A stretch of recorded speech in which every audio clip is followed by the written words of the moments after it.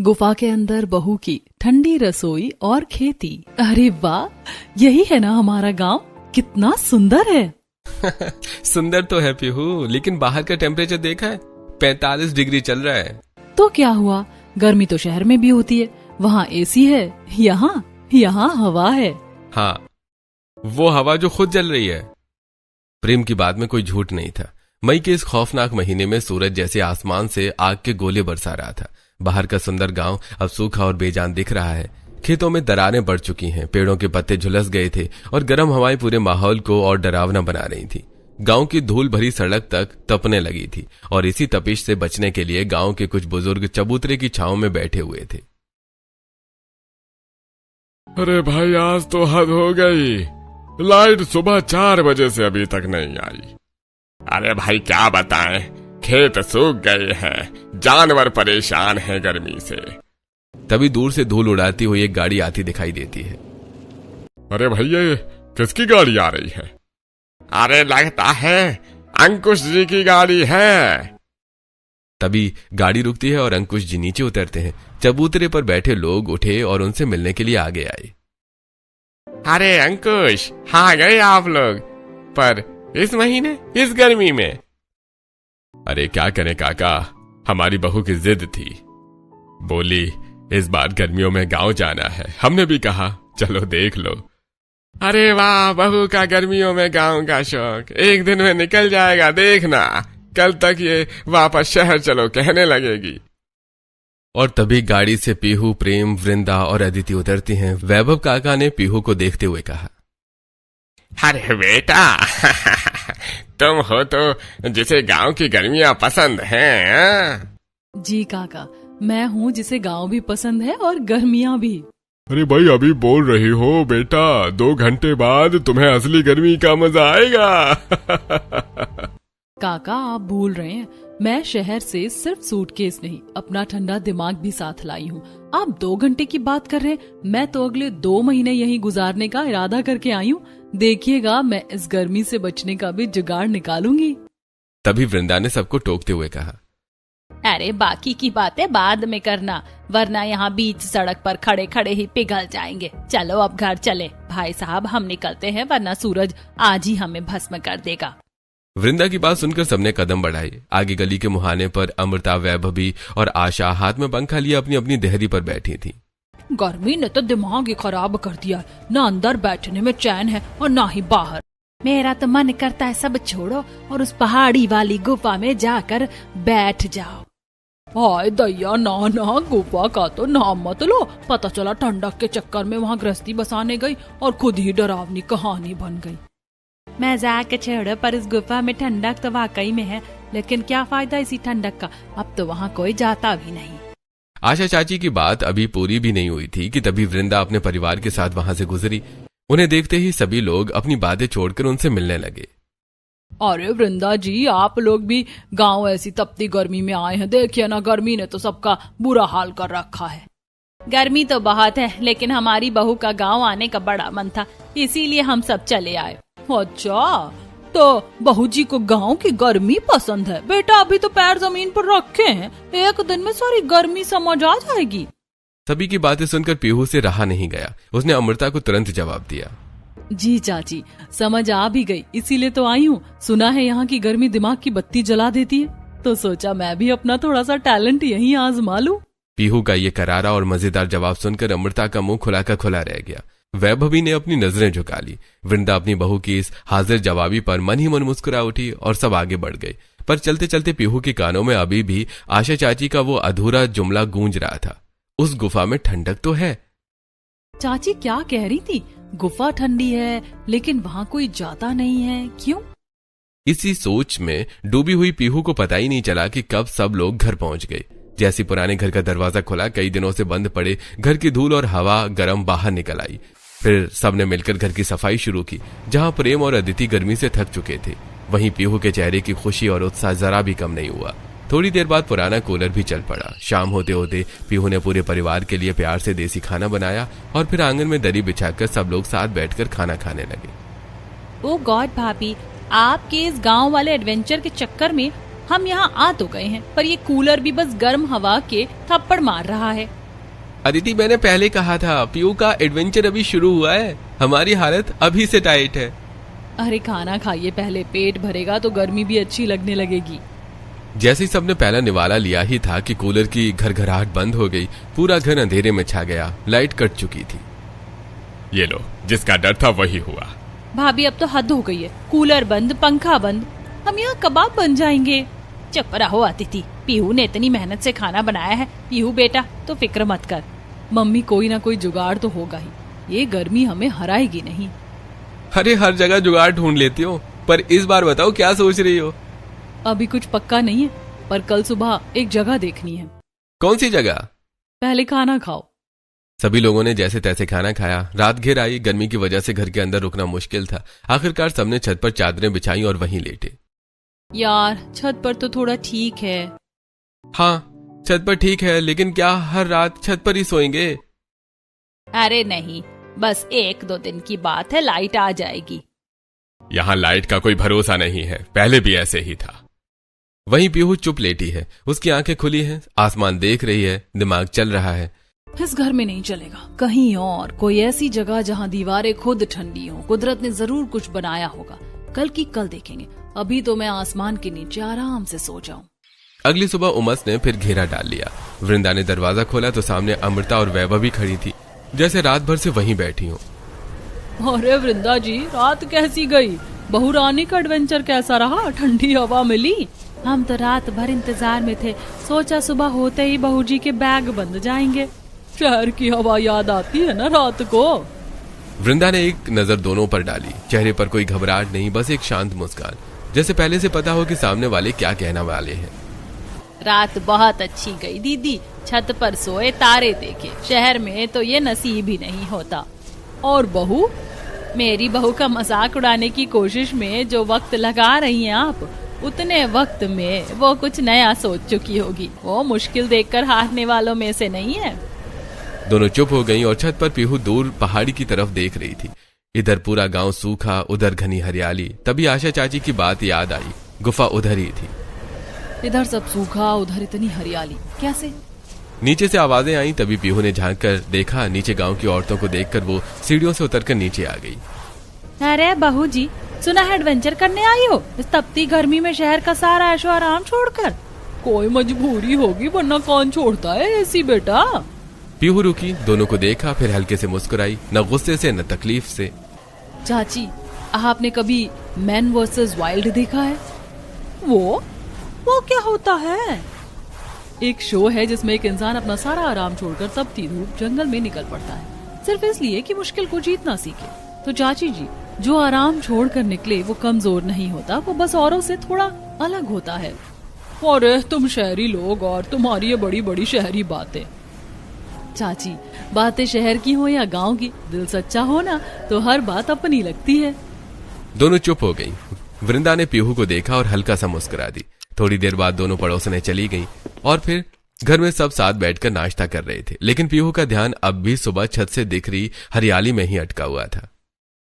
पापा, कल आंटी गुफा की बात कर रही थी और आज मैंने छत से देखा, पूरा गांव सूखा है पर पहाड़ी के उस पार सब हरा भरा है। जरूर वहीं होगी वो गुफा, चलते हैं ना एक बार देखने।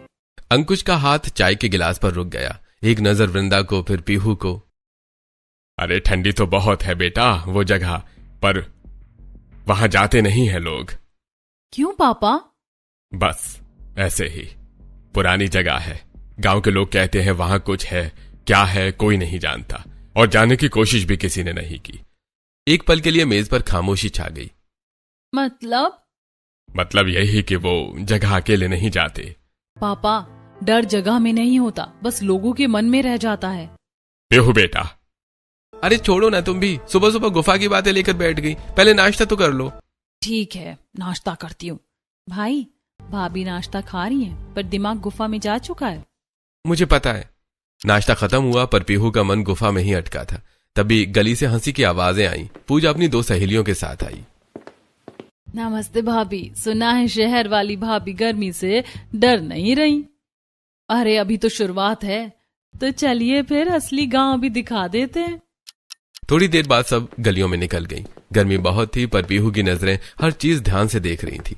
चलते चलते पूजा अचानक एक खेत के पास रुक गई। वहां छोटू मिट्टी में पैर डालकर बैठा था और अपने सिर पर गीला गमछा रखे हुए था। ये क्या स्टाइल है छोटू? दीदी ये हमारा देसी एसी है। उसकी बात सुनकर सब लड़कियां जोर से हंस पड़ी। गांव में जुगाड़ नहीं किया ना तो समझो जीना मुश्किल है। अच्छा, तो मैं भी अब गांव की स्टूडेंट हूँ, मुझे भी सब जुगाड़ सीखने हैं। जैसे जैसे पहाड़ी की तरफ बढ़े गर्म हवा कम होने लगी, सूखी जमीन की जगह हरियाली आने लगी। सच में यहाँ तो मौसम ही बदल गया, क्योंकि गुफा उधर ही है, वहाँ हमेशा ठंडक रहती है। तभी बाकी लड़कियों के चेहरे थोड़े गंभीर हो गए। लेकिन हम लोग ज्यादा आगे नहीं जाते, बस गांव वाले मना करते हैं, कहते हैं वो जगह ठीक नहीं। तभी पीछे से गुजरती हुई विमला चाची उनकी बातें सुनकर रुक गई। कई साल पहले एक औरत वहाँ गई थी, वापस तो आई पर कहती थी कि अंदर कुछ था, दिखा नहीं पर महसूस हुआ। हाँ, तभी तो अब कोई नहीं जाता। अगर वहाँ इतनी ठंडक है तो लोग उसका इस्तेमाल क्यों नहीं करते? अगर गुफा इतनी ठंडी है ना तो इस गर्मी में वहीं घर बना लेना चाहिए। हाँ, फिर गांव वाले कहेंगे शहर वाली भाभी पहाड़ों में बस गई। सब हंसने लगे, लेकिन पीहू अचानक चुप हो गई। उसके दिमाग में सच में यही ख्याल घूमने लगा। अब क्या रिसर्च चल रही है मैडम? पीहू ने मोबाइल में कुछ तस्वीरें दिखाई। पहाड़ों के बीच बने सुंदर केव हाउसेस, पत्थरों के अंदर बने ठंडे कमरे, लोग आराम से रह रहे थे। प्रेम देखो, लोग गुफाओं में रहते भी हैं। उस गुफा को थोड़ा साफ कर लें तो दिन में आराम से रह सकते हैं। तुम सच में गुफा में रहने की सोच रही हो? सोच नहीं रही, प्लान बना रही हूँ। मम्मी पापा तुम्हें गुफा में रहने देंगे क्या? हाँ, पापा तो नाम सुनते ही मना कर देंगे। डर की वजह से मना करते हैं। अगर समझिए कि वहाँ ठंडक है, आराम है, तो मान जाएंगे। अरे तुम ना सच में अलग हो। और तुम मेरे पार्टनर हो, और तुम्हें भी अलग बनना पड़ेगा। मतलब अब मुझे भी जंगल एडवेंचर करना पड़ेगा? जंगल नहीं मिस्टर, नेचर वाला लग्जरी रूम। पापा एक बात बोलूं, अगर यहाँ इतनी गर्मी है और गुफा में इतनी ठंडक है तो हम वहीं रह लेते हैं ना? क्या मतलब सच में गुफा में रहना है? गुफा में रहेंगे, वहाँ ठंडक है, पानी है, जगह भी बड़ी है, और यहाँ घर में तो गर्मी से सबका हाल खराब हो रहा है। भाभी की बात गलत भी नहीं है, मैं तो अभी से पिघल रही हूँ। लेकिन बेटा लोग उस जगह को अच्छा नहीं मानते। मम्मी, लोग बिना देखे बहुत कुछ बोलते हैं। हम सब साथ रहेंगे ना, ऊपर से मैं उस जगह को अच्छा बना दूंगी। तुम ऐसे बोल रही हो जैसे गुफा नहीं नया फ्लैट लेने जा रहे हैं। फ्लैट से अच्छा होगा, वहाँ नेचुरल एसी होगा। कुछ बोलिए पापा। अरे बेटा अगर इतनी गर्मी लग रही है तो जरूरी थोड़े है पूरे 2 महीने यहीं रहे। चाहो तो वापस शहर चल सकते हैं। नहीं पापा, अब आए हैं तो पूरे 2 महीने यहीं रहेंगे, बस रहने का तरीका थोड़ा बदलना होगा। अगर सब साथ रहेंगे और संभल कर रहेंगे तो कोशिश कर सकते हैं। बस फिर क्या था, अगले ही पल घर का माहौल बदल गया। डर आधा था और एक्साइटमेंट दोगुनी। सुबह सुबह पूरा घर ऐसे तैयारी करने लगा जैसे कहीं लंबी पिकनिक पर जा रहा हो। पीहू कभी बर्तन बांधती, कभी चादरें। उसने एक बड़ा टोकरी निकाली और उसमें मसाले, आटा, दाल और सब्जियां रखने लगी। अरे तुम तो इतनी तैयारी कर रहे हो जैसे सारी जिंदगी वहीं रहने जा रही हो। रहने ही तो जा रहे हैं मिस्टर, गुफा में पहली ठंडी रसोई भी बनेगी। फिर पीहू ने चुपके से कुछ छोटे पैकेट भी बैग में रख दिए। ये क्या है? सब्जियों के बीज। ये सच में गुफा में खेती भी करेंगी? जहाँ हरियाली है वहाँ कुछ ना कुछ उगता जरूर है। भाभी, वहाँ सच में कुछ निकला तो तेरे भाई को आगे कर देंगे। वाह, मतलब भूत आया तो सबसे पहले मैं? भाई डर मत, मेरी भाभी है ना, वो भूत को भी काम पर लगा देंगी। अदिति की बात सुनकर सब हंस पड़े, यहाँ तक कि अंकुश भी मुस्कुरा दिया। पीहू बेटा, तू गुफा में रहने जा रही है या पूरा घर शिफ्ट कर रही है? मम्मी, गर्मी से बचना है तो सेटअप भी बढ़िया होना चाहिए। थोड़ी देर बाद जब सब लोग इतना सामान लेकर गुफा की तरफ निकलने लगे तो पूरे गांव की नजर उन्हीं पर टिक गई। ये लोग सच में गुफा में रहने जा रहे हैं क्या? शहर वालों को भी गर्मी ने पूरा पागल कर दिया है, पर लड़की में हिम्मत तो है, सब सोचते हैं, करने कोई नहीं जाता। अरे अगर सच में वहाँ ठंडक निकली ना तो पूरा गांव बाद में इन्हीं के पीछे जाएगा। उधर पीहू बिना किसी की बात को बुरा माने आगे बढ़ती रही। उसके चेहरे पर डर नहीं, अजीब सा उत्साह था। जो लोग नई चीज से डरते हैं ना, वो पहले हंसते ही हैं। और अगर गुफा में भूत मिला तो? तो उसे भी बोल दूंगी इतनी गर्मी में डराने से पहले पंखा जल दे। उसकी बात सुनकर सब हंस पड़े और इसी हंसी मजाक के बीच पूरा परिवार पहाड़ी की तरफ बढ़ने लगा। जैसे जैसे परिवार पहाड़ी के पास पहुंचा, गर्म हवा धीरे धीरे ठंडी होने लगी। सूखी जमीन की जगह हरियाली दिखाई देने लगी। बड़े बड़े पेड़ों की छांव और ठंडी हवा ने सबको हैरान कर दिया। भाभी, आते टाइम सब लोग ऐसी बातें बोल रहे थे कि मेरा तो अभी भी डर नहीं जा रहा। पिंकी ने तो कहा था जो भी यहाँ गया वो वापस ठीक हालत में नहीं आया। तभी सबकी नजर सामने पड़ी, पहाड़ के बीच बनी बड़ी पत्थरों वाली गुफा पर। उसके पास ही साफ पानी का झरना बह रहा था। ठंडी हवा सीधे वहीं से आ रही थी। अरे यहाँ तो सच में इतनी ठंडक है। लेकिन जहां बाकी सब लोग संभल संभल कर कदम रख रहे थे, वहीं पीहू किसी छोटे बच्चे की तरह हर चीज देखकर खुश हो रही थी। वाह, ये पत्थर देखो कितने ठंडे हैं। वो कभी दीवार छूती, कभी ऊपर बनी पत्थरों की छत को देखती। और देखो ना, गुफा का मुंह भी कितना बंद है। यहाँ कोई जानवर आसानी से आ ही नहीं सकता। अरे बात तो सही कह रही है, जगह काफी सुरक्षित लग रही है। तभी पीहू की नजर गुफा के एक कोने पर पड़ी। वहां कुछ पुराने लकड़ी के टुकड़े और पत्थरों की बनी जगह थी। मुझे ना सच में लग रहा है यहाँ पहले कोई रहता था। फिर अचानक वो नीचे बैठ गई और मिट्टी हाथ में लेकर देखने लगी। अब क्या चेक कर रही हो मैडम? ये मिट्टी देखो कितनी अच्छी है। मैं ना यहाँ खेती भी कर सकती हूँ, इसीलिए अपने वेजिटेबल सीड्स लाई थी। भाभी, यहाँ लोग डर के मारे कांप रहे हैं और आप खेती प्लान कर रही हो। अरे डरने से अच्छा टमाटर उगा लो। ठीक है भाभी, मान लिया जगह अच्छी है, लेकिन यहाँ रहेंगे कैसे? हाँ मैडम, होटल की बुकिंग तो दिख नहीं रही। जब मैं आप सबको यहाँ तक लेकर आ सकती हूँ तो जुगाड़ भी कर लूंगी। बस एक शर्त है, यहाँ सबको मेरी टीम बनना पड़ेगा, सबको काम करना पड़ेगा। मैं तो पहले ही बता रही हूँ, मैं सिर्फ सुपरविजन दूंगी। वाह, काम बहू करे और मैडम ऊपर से ऑर्डर देंगी। बोलो बेटा, क्या करना है, हम तैयार हैं। बस फिर क्या था, पीहू की आंखों में वो चमक आ गई जो तब आती है जब उसका दिमाग किसी काम पर लग जाए। वो गुफा के अंदर गई और हर कोना, हर पत्थर, हर दरार को ध्यान से देखने लगी, जैसे कोई आर्किटेक्ट खाली जमीन देखता है और उसमें घर देखता है। और एक कोना देखकर उसका जोश और बढ़ गया। यहाँ रसोई बनेगी। अरे मम्मी, आपकी बहू तो गुफा में ठंडी रसोई बनाने जा रही है। उड़ा लो मजाक प्रेम, लेकिन जब रसोई बनकर तैयार होगी ना, तब तुम वही करोगे जो हर बार करते हो। पहले मुंह बनाओ, फिर खाओ, फिर कहो वाह यार। पीहू ने इधर उधर बिखरे नुकीले और सपाट पत्थरों को देखा। उसने बिना देर किए जमीन से भारी पत्थरों को उठाना और सलीके से जमाना शुरू किया। सबसे नीचे 4 मजबूत पत्थर बेस की तरह रखे, फिर उनके ऊपर एक चौड़ा और सपाट पत्थर कुछ इस तरह फिट किया कि बर्तन रखने की जगह बिल्कुल बराबर हो जाए। बीच में हवा के आने जाने का रास्ता छोड़ा और देखते ही देखते बिना ईंट या सीमेंट के पत्थरों का एक बेहतरीन देसी चूल्हा तैयार हो गया। लीजिए मम्मी, हमारा स्नो किचन तैयार है। अब इस चूल्हे से आग तो निकलेगी, पर दीवारों की ठंडक चेहरे पर पसीना नहीं आने देगी। अरे वाह पीहू बेटा, तूने तो पत्थरों को भी काम पर लगा दिया। ये तो बिल्कुल शहर के मॉडर्न किचन जैसा प्लेटफॉर्म बन गया। पत्थरों का चूल्हा तो ठीक है, पर धुआं? पीहू एक पीवीसी पाइप की तरफ इशारा करते हुए कहा। देखिए, ये पीवीसी पाइप प्रेम जो मैं अपने साथ लेकर आई थी। ये पाइप गुफा की उस छोटी सी दरार से बाहर निकलेगा, सारा धुआं बाहर और सारी ठंडक अंदर। इसे कहते हैं इंजीनियर बहू का देसी जुगाड़। भाभी, आपको ये सब आता भी है? यूट्यूब और मम्मी दोनों से सीखा है। और थोड़ा क्रेडिट अपनी इस मम्मी को भी दे दो बेटा। थोड़ा क्या, सारा क्रेडिट आपको ही जाता है मेरी प्यारी मम्मी जी। चूल्हा बना तो पीहू ने गुफा का पूरा कोना देखा, थोड़ी देर रुकी, फिर मुंह बना लिया। नहीं, ऐसे तो बिल्कुल अनऑर्गेनाइज लग रहा है। अरे मैडम, ये गुफा है, 2 BHK फ्लैट नहीं है। क्या हुआ, गुफा भी सुंदर लग सकती है। चलो कुछ लकड़ियां और बड़े पत्थर लेकर आओ। पापा, ये शुरू हो गई। अरे लो, तो चलो बेटा, जब बहू ने ठान लिया है तो पूरा तो करना पड़ेगा। प्रेम और अंकुश बाहर से लकड़ियां और पत्थर लाने लगे। उधर पीहू और वृंदा ने मिलकर गुफा की दीवार के साथ छोटी छोटी शेल्फ जैसी जगह बनाई, पत्थर जमाकर एक के ऊपर एक। देखते ही देखते मसालों के डिब्बे एक तरफ सज गए, बर्तन दूसरी तरफ। चूल्हे के ऊपर लकड़ी की पतली टहनियों से एक छोटा सा स्टैंड भी बन गया।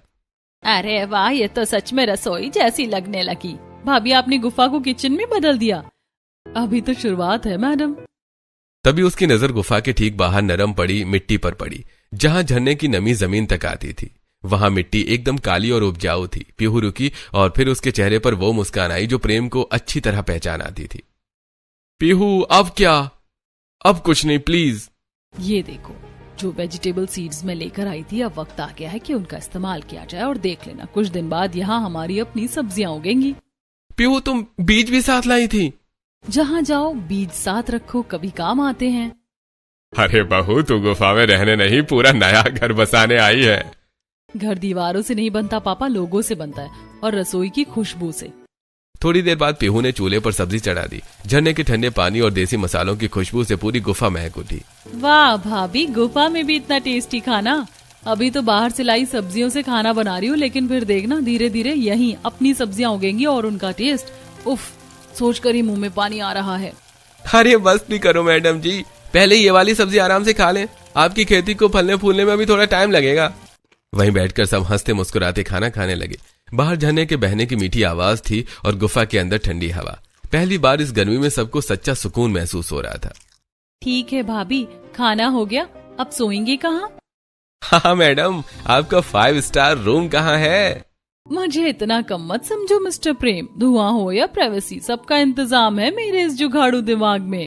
थोड़ी ही देर में पीहू के कहने पर प्रेम और अंकुश जी को बाहर से सूखी घास, बांस की खपच्चियां और बड़ी लकड़ियां ले आई। पीहू ने गुफा के दोनों कोनों में पड़े भारी पत्थरों को स्टैंड की तरह इस्तेमाल किया और उन पर लकड़ियां टिका दी। फिर ऊपर से सूती चादरें और पुरानी साड़ियां डाल दी गईं। देखते ही देखते गुफा के भीतर छोटे छोटे हवादार कमरे तैयार हो गए। भाभी, ये तो किसी लग्जरी कैंपिंग जैसा लग रहा है। यकीन नहीं होता कि बाहर 45 डिग्री और यहाँ मुझे चादर ओढ़नी पड़ रही है। अरे ये तो सच में घर जैसा लग रहा है। अरे बहू को एडवेंचर का शौक है, लेकिन दिमाग भी खूब चलता है। सब अपने अपने बिस्तर पर लेट गए। बाहर गर्म हवाएं चल रही थीं, लेकिन गुफा के अंदर ठंडी हवा और सुकून था। अगली सुबह गांव में सबकी बातें बस उसी गुफा को लेकर थीं। पूरा एक दिन हो गया, कोई खबर ही नहीं आई। मुझे तो डर लग रहा है कहीं सच में कुछ गड़बड़ ना हो गई हो। अरे पहले भी लोग वहां जाने से डरते थे, यूं ही नहीं डरते थे। दिन धीरे धीरे गुजरने लगे। बाहर पूरा गांव अब भी गर्मी से परेशान था, लेकिन गुफा के अंदर सबकी जिंदगी बदल चुकी थी। सुबह पीहू सबसे पहले झरने के पास बनी अपनी छोटी सी खेती देखने जाती। उसने टमाटर, मिर्च, धनिया, लौकी और भिंडी के बीज लगाए थे। हर दिन मिट्टी से छोटी छोटी हरी पत्तियां निकलती देख उसके चेहरे की खुशी बढ़ जाती। देखो देखो, धनिया निकल आया। भाभी, आप सब्जियों को ऐसे देख रही हो जैसे बच्चे स्कूल में फर्स्ट आ गए हो।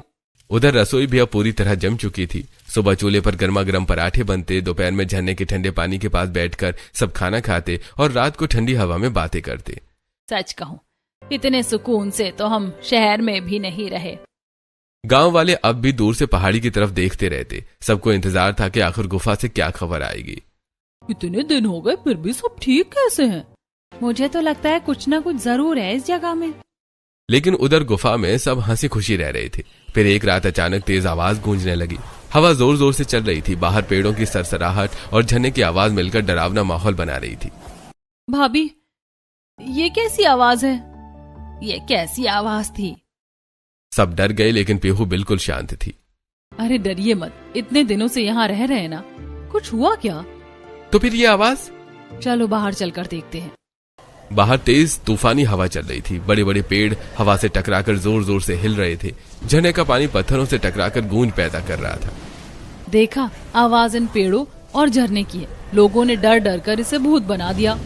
अंकुश कुछ पल चुप रहे, फिर हल्का सा मुस्कुरा दिए। अरे सही कह रही हो बेटी, हम इतने दिन से यहाँ हैं, लेकिन कभी कुछ गलत महसूस नहीं हुआ। उस रात के बाद सबका डर लगभग खत्म हो चुका था। अब गुफा सच में घर जैसी लगने लगी थी। फिर कुछ दिनों बाद दोपहर के समय जब पीहू अपनी छोटी सी खेती में पानी डाल रही थी, तभी बाहर किसी के कदमों की आवाज आई। लगभग 30 साल का एक आदमी धीरे धीरे गुफा की तरफ बढ़ रहा था। कौन है भाई? मैं विवेक। वो गांव में सुना कि आप लोग सच में यहाँ रह रहे हैं, इसलिए देखने चला आया। विवेक गुफा के अंदर का माहौल देखकर खुद हैरान रह गया। एक तरफ रसोई सजी थी, दूसरी तरफ सब आराम से बैठे थे। ठंडी हवा अंदर तक जा रही थी। आप लोगों को डर नहीं लगा यहाँ पे? पहले तो बहुत लगा था, गांव वालों ने इतना डराया जो था, लेकिन फिर सोचा इतनी ठंडी और अच्छी जगह को सिर्फ डर की वजह से खाली क्यों छोड़े। और अब तो यहाँ हमारी खेती भी शुरू हो गई है। विवेक कुछ पल चुप रहा, फिर हल्का सा सिर हिलाकर मुस्कुरा दिया। अच्छा ठीक है, मैं चलता हूँ। लड़का वापस चला गया। उधर शाम होते होते मौसम और भी ठंडा हो गया था। पीहू और प्रेम गुफा के पीछे की तरफ घूमते घूमते चले गए। वहां बड़े पत्थरों के बीच एक बहुत छोटा सा कमरा दिखाई दिया जो कि बंद था। अरे, ये पहले तो नहीं देखा। दोनों धीरे धीरे अंदर गए। कमरा छोटा था, लेकिन ऐसा लग रहा था जैसे कभी कोई वहां रहता रहा हो। एक कोने में पुरानी लकड़ी का छोटा संदूक रखा था। अरे देखो तो, ये क्या है? चलो ना देखें। अब तुमने ठान ही लिया है, तो अगर मैंने मना किया ना तो मेरी शामत आ जाएगी। चलो बेहतर यही है कि तुम्हारी बात मान ले। दोनों धीरे धीरे उस छोटे कमरे के अंदर गए। चारों तरफ धूल जमी हुई थी। तभी एक कोने में रखा पुराना लकड़ी का संदूक पीहू की नजर में आया। प्रेम, देखो यहाँ कुछ रखा है। पीहू झुककर संदूक के पास बैठ गई और उसने धीरे से ऊपर जमी धूल हटाई और फिर उसका ढक्कन खोला। अंदर एक पुरानी डायरी रखी थी जिसके पन्ने पीले पड़ चुके थे। पीहू उसे धीरे से उठाकर पढ़ने लगी। जो डर पर काबू पा लेगा वही इस गुफा की ठंडी सांसों को महसूस कर पाएगा। जिसने आंखों से नहीं दिमाग से देखा उसे यहाँ कभी अंधेरा नहीं लगेगा। नीचे कुछ और लिखा था। हम मजबूर थे, हमारे पास रहने को कोई जगह नहीं थी। इस गुफा ने हमें तपती गर्मियों में सहारा दिया, लेकिन डर था कहीं कोई हमसे ये जगह छीन ना ले। इसीलिए हमने अफवाह फैला दी कि यहाँ अनहोनी होती है। लोग डर गए और ये जगह सिर्फ हमारी रह गई। लेकिन मुझे एहसास है कि हमने गलत किया। डर फैलाकर लोगों को इस नेमत से दूर रखा। कुछ पल के लिए दोनों चुप हो गए। मतलब इतने सालों से लोग बेवजह डरते रहे। देखा, कभी कभी सच डर से कहीं ज्यादा आसान होता है। दोनों तुरंत बाहर आए और सबको डायरी के बारे में बताया।